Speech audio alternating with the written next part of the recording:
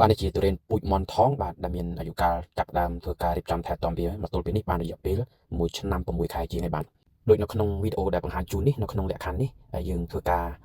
ពិសោធន៍ជូនដល់បងប្អូនប្រជាកសិករដែលលោកចង់យកទៅធ្វើជាលក្ខណៈកសិពាណិជ្ជកម្មអញ្ចឹងសួរថាតើទុរេនដាំលើដីប្រភេទលបាយខ្សាច់សបែបនេះដាំបានដែរឬទេអញ្ចឹងក្នុងវីដេអូនេះជាសក្ខីភាពច្បាស់លាស់ដែលបង្ហាញជូនការដាំទុរេនលើដីលបាយខ្សាច់សដែលស្ថិតនៅក្នុងឃុំពាក្យស្នែងបាទនៅក្នុងខេត្តសៀមរាប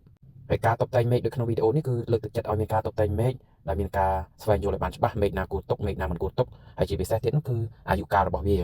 គួរណាស់ក៏ត្រឹមវាបាន1ឆ្នាំជាងទើបយើងធ្វើការតែងមេឃដើម្បីឲ្យវានឹងមានសុខភាពដើមឫសហើយនឹងស្លឹករឹងមាំសិនព្រោះការតែងមេឃវាមិនទាមទារលក្ខខណ្ឌស្មុគស្មាញពិបាកនោះទេតែអ្វីដែលពិបាកគឺការថែទាំវាឲ្យផុតពីជំងឺផុតពីរោគហើយនឹងសត្វល្អិតលក្ខខណ្ឌដែលពិបាកទៀតនោះគឺទុរេននេះដាំនៅក្នុងចន្លោះដូងបាទមើលនោះសារដើមដូងបាទអញ្ចឹងនៅក្នុងដូងជាប្រភេទមហាផលដឹងស្រាប់ហើយវាពូកែនៅក្នុងការបញ្ចេញឫសក្នុងចម្ងាយឆ្ងាយបឺតស្រូបសារធាតុចិញ្ចឹមខ្លាំងអញ្ចឹងទុរេនគេជាអ្នកខ្សោយប៉ុន្តែ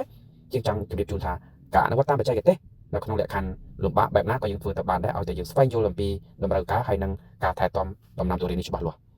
ការតុបតែងមេឃក្តីការថែទាំក្តីការឲ្យជីក្តីគឺសុទ្ធតែមានភាពមួយខុសគ្នាពីសំណាក់អ្នកបច្ចេកទេសមួយទៅបច្ចេកទេសមួយប៉ុន្តែបងប្អូនកុំខ្វល់ពីរឿងនឹងពេកអ្វីដែលត្រូវខ្វល់ត្រង់ថាតើវិធីណាមួយដែលទទួលបានទិន្នផលខ្ពស់ហើយទូទាត់មកចំណេញបានលុយច្រើនហើយពិសេសមួយទៀតនោះគឺភាព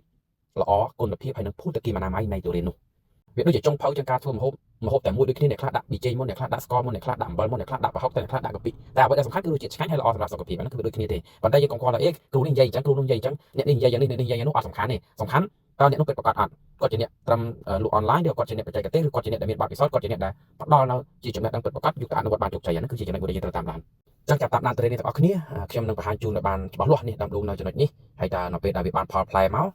ខ្ញុំបញ្ជាក់ពីថ្ងៃទីច្បាស់លាស់ណាថ្ងៃនេះគឺត្រូវនៅថ្ងៃទី1ខែឧសភាឆ្នាំ2026ចាំមើលដល់វាបានរូបរាងធំធាត់ល្អទៀតខ្ញុំនឹងបង្ហាញវីដេអូទៀតហើយរហូតដល់វាផ្លែអញ្ចឹងនៅក្នុងបរិបទចការដូងនេះដូងនេះខ្ញុំបានថតជូនមើលច្បាស់លាស់ហើយជៀសវាងកុំឲ្យថាពេលដល់បានទិន្នផលបានផលមកថាយករូបផ្សេងយកដូងផ្សេងយកទុរេនផ្សេងមកបង្ហាញបាទអញ្ចឹងជាសក្ខីភាពឬក៏អាចធ្វើការតាក់ទងមកកាន់លេខទូរស័ព្ទនិង Telegram ខាងក្រោមដើម្បីធ្វើការអញ្ជើញមកមើលផ្ទាល់មកពិភាក្សាមកស្វែងយល់អំពីដំណាំទុរេនឬដំណាំដូងក្រអូបនៅទឹកដីខេត្តសៀមរាបលើដីល្បាយខ្សាច់សនៅឃុំពាក្យស្នែងទាំងអស់គ្នាបាទសូមអរគុណ